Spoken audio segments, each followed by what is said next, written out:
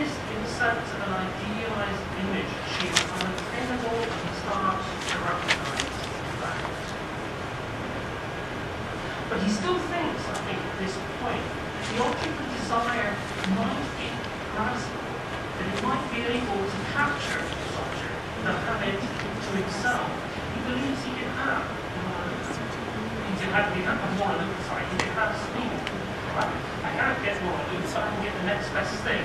I can't get what my father desired, but I can get something like it. Right? Sabina's just as good as what I find. And I can still have Sabina.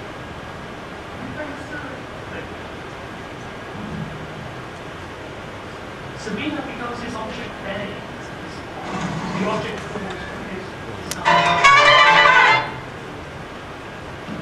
Now there's one other crucial playing of the song in this film. 有ครับเข้าใจไหมเรา And what I was saying about his voice a moment, the important thing is, he has a tape. His father left him this tape. Right? All that the tape has written on it is the name, Laura. Now on the tape, the first version that we hear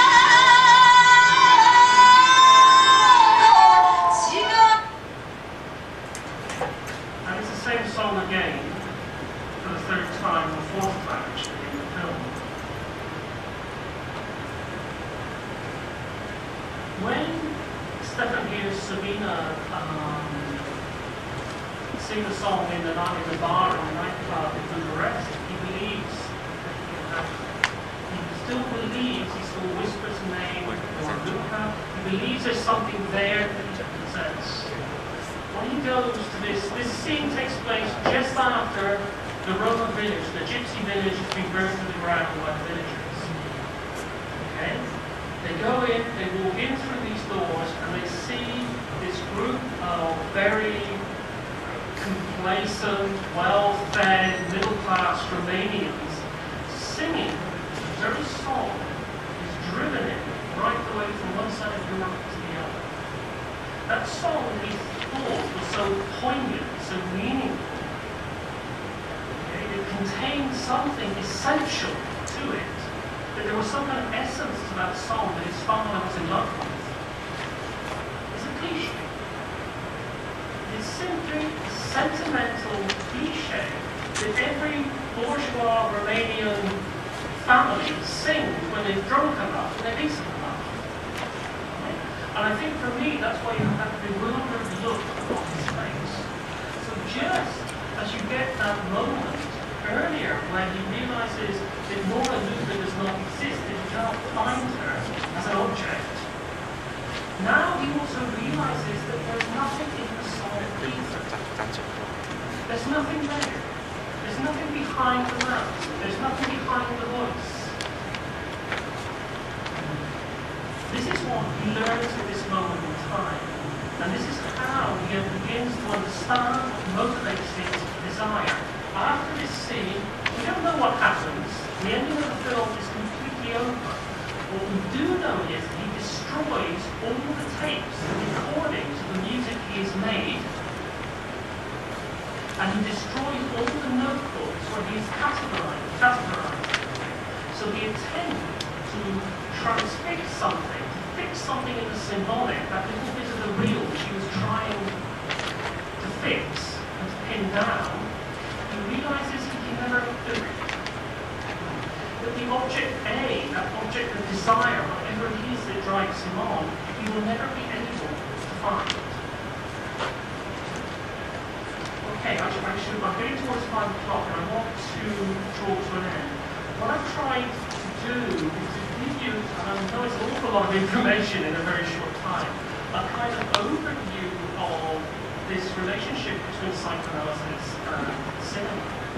And also to show you how we've ended up not talking about the representation of a psychoanalytic scene or the representation of a psychoanalytic act.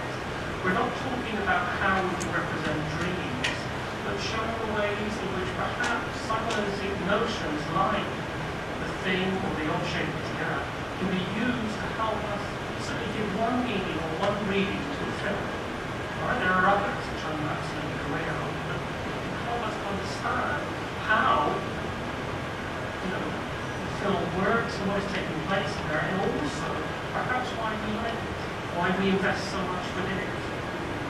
Okay, shall I stop now? I have a quick question, because the last sentence you say is at the end of the story, the gentleman has destroyed all the tape. Destroy is extraordinarily interesting to me, because, well, like you say, last night we talked about the secret Jews and about the substantial residual of the object of the art. Object of the art is something doesn't exist, it is God, it is nothing at all. But I still have an sort of feeling that there is something residual. This residual is something unspeakable. You want to get hold of it, just like the tape. The tape is something which is materialized, which is something you can touch, something you can symbolize the whole design mechanism, the whole of your Jushon. But at the end, when you find the design is oak, is nothing, what he do is to destroy the residual.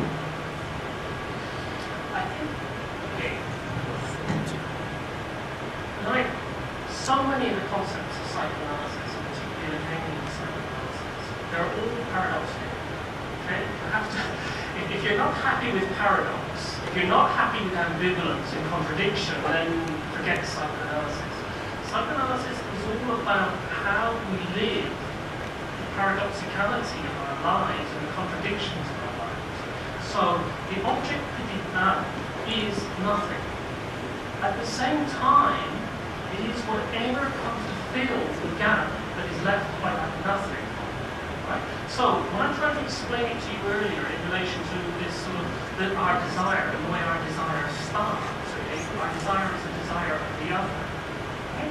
We recognize that we do not fulfill the desire of the other. Therefore, the other's desire must be fulfilled elsewhere. Where elsewhere? Ah, the Father. What does the Father have? The Father has the purpose. Mother doesn't have the purpose. So what the mother wants is Father's purpose. Well, the Father doesn't have the purpose either in the Hegelian theory. The purpose is a sign. Okay? It's a sign. It's not a thing. It is not something you can have.